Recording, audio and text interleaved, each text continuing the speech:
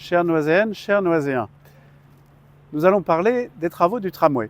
Alors, vous voyez, nous sommes là devant la mairie, rue Anatole France.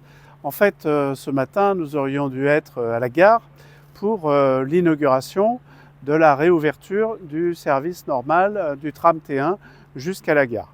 Il y a eu des problèmes techniques sur la signalisation liés au nouveau matériel. Donc c'est reporté d'un mois.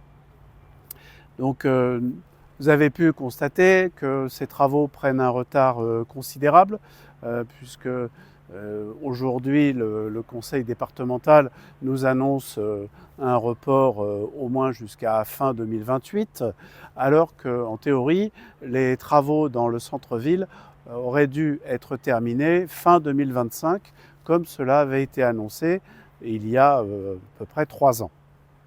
Le problème de ces travaux du tramway, dont l'infrastructure est pilotée par le conseil départemental, n'est pas imputable à la mairie, bien évidemment, mais le problème vient d'une absence de contrôle et de direction de ce chantier.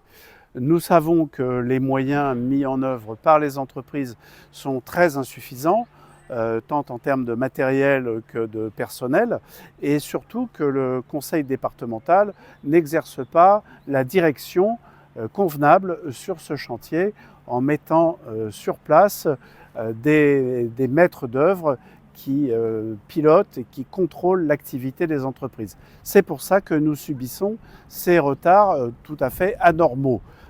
Bien sûr, c'est un chantier de grande ampleur, mais il aurait dû avancer beaucoup plus vite. Ce que l'on constate, c'est que ce chantier commence partout. Il commence à la limite de Montreuil et de Romainville. Là, on refait un petit morceau ici devant la mairie.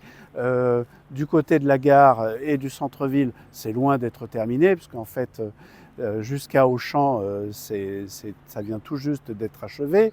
Donc, nous voyons bien que ce chantier n'est pas dirigé comme il convient.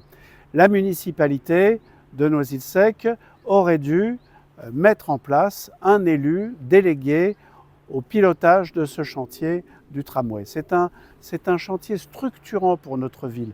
Tout notre centre-ville est affecté depuis la gare jusqu'à la place Carnot à Romainville. Donc on ne peut pas ignorer ce qui se passe et tourner la tête quand les problèmes arrivent pour les Noiséens dont la vie est impactée au quotidien. Les commerçants souffrent énormément, la commission d'indemnisation fonctionne très très lentement et accorde des indemnisations très faibles, très insuffisantes.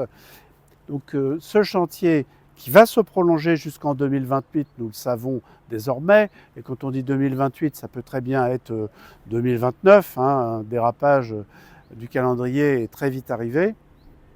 Je m'engage l'année prochaine, lorsqu'il y aura une nouvelle élection municipale, au mois de mars prochain, il y aura un nouveau maire, une nouvelle municipalité.